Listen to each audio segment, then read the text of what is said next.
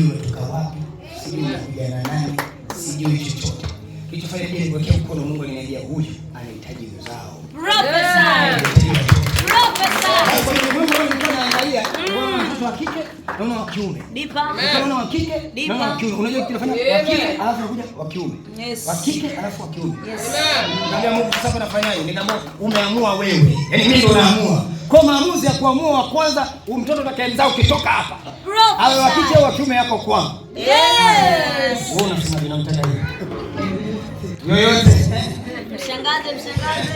Amen. Kama yoyote basi nataka nimpe wawili wa kike kwa kiume mapacha.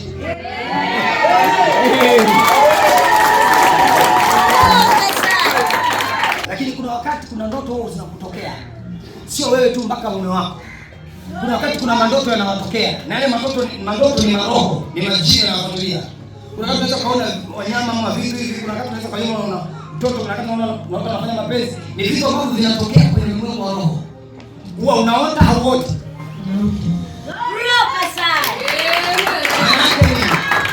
Maana kuna majini. Na kuna nguvu ya giza. Ndio nilikuwa nafuatilia. Ila leo hapa.